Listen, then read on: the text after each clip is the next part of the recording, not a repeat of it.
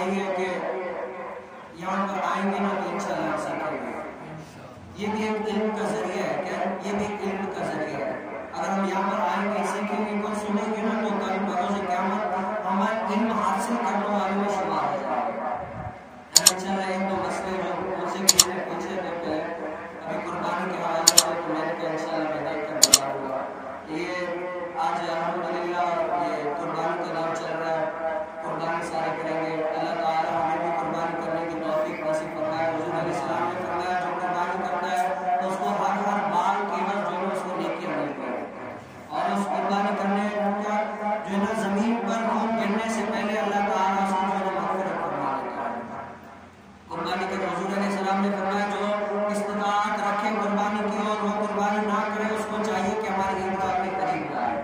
اب یہ قربانی ہر کوئی نہیں جو صاحب نصاب ہے اللہ تعالیٰ نے جس کو دی ہے وہ قربانی کرے. کیا کرے؟ قربانی کرے اللہ تعالیٰ کے بارگاہ میں, کیونکہ یہ قربانی کا جانور کل بروز قیامت اس پر سوال اور پنصرات سے لوٹ جائے گا.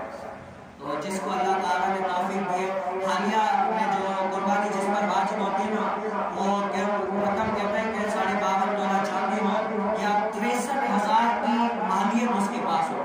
63,000 کی مالیت اس کے پاس ہو یا جو اضافی کوئی جیسے ایک بائک یا دوسری بائک ایسے ہی رکھی ہے تو یہ بھی اس میں آ جاتی ہے. ایک گھر ہے دوسرا گھر اضافی رکھا ہوا ہے یا کوئی ایسے پیسے ہیں یہ وہ تو اضافی اگر کوئی ضروریات کے علاوہ کوئی چیز ہے تو وہ بھی ان میں 63,000 میں شامل ہوگا.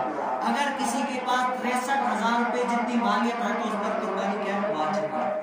اب یہاں پر ایک مسئلہ کسی نے پوچھا کہ صاحب یہ خصی جو کرتے ہیں جانور کو, جیسے کسی جانور میں اگر عیب ہو, آپ یہ میرے اوپر دھیان رکھیں توجہ رکھیں, اگر خصی جانور کوئی کرتا ہے تو یہ بھی تو ایک عیب ہے. اگر کسی جانور میں عیب ہو تو اس کی قربانی نہیں ہوتی, تو خصی کرتے ہیں تو یہ اور بھی عیب ہے تو اس کی تو بدرجہ اولا قربانی نہیں ہونی چاہیے. تو خصی کرنا یہ ایک عیب نہیں ہے. کیا خصی کرنا یہ جانور کے حق میں عیب ہے, ہمارے حق میں عیب نہیں ہے. کیا خصی کرنا جانور کے حق میں عیب ہے, ہمارے حق میں عیب نہیں ہے.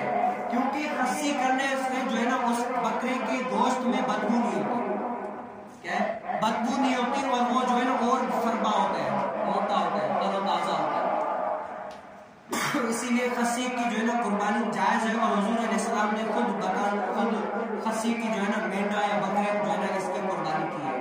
تو خصی کرنا یہ کوئی عیب نہیں ہے.